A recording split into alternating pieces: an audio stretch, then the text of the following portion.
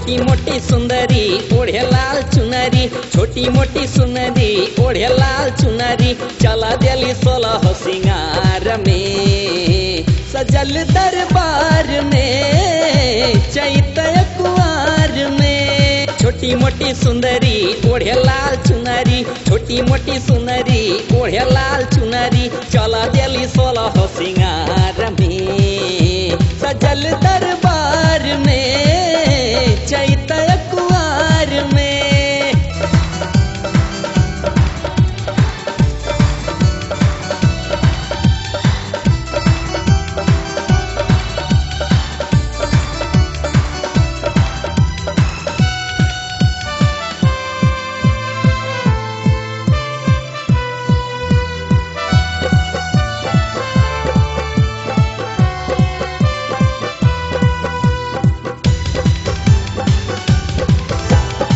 चमकेला मुखड़ा चंद्रमा के टुकड़ा, रतिया में जैसे उजाला भइल बा, उजाला भइल बा।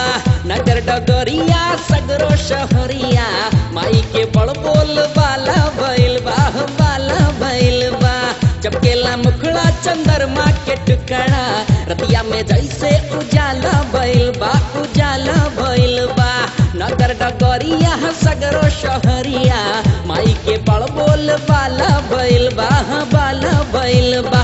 माई के दुअरिया बनी के पुजरिया, माई के दुअरिया बनी के पुजरिया, दम भरा तनी जयकार में, सजल दरबार में, चैत कुंवार में, सजल दरबार में, चैत कुंवार में।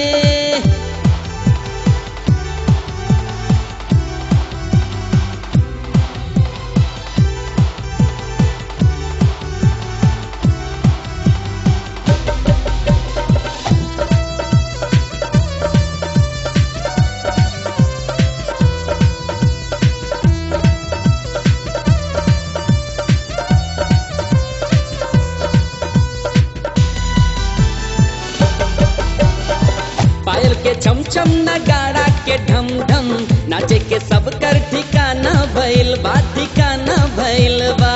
पागल दीवाना बड़ा मस्ताना, गणेशवा हो गाय गाय गाना भइल बा, गाना भइल बा। पायल के चमचम नगाड़ा के ढम ढम, नाचे के सब कर ठिकाना भइल बा, ठिकाना भइल बा। पागल दीवाना बड़ा मस्ताना, गणेशवा हो गाय गाय गाना भइल बा।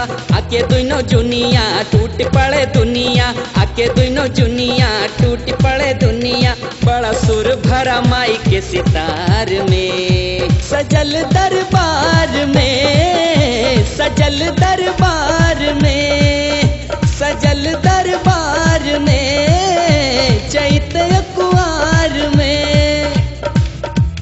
छोटी मोटी सुंदरी ओढ़े लाल चुनरी, छोटी मोटी सुंदरी ओढ़े लाल चुनरी, चला दिली 16 सिंगार में, सजल दरबार में, चैत कुंवार में। छोटी मोटी सुंदरी ओढ़े लाल चुनरी, छोटी मोटी सुंदरी ओढ़े लाल चुनरी, चला दिली 16 सिंगार में।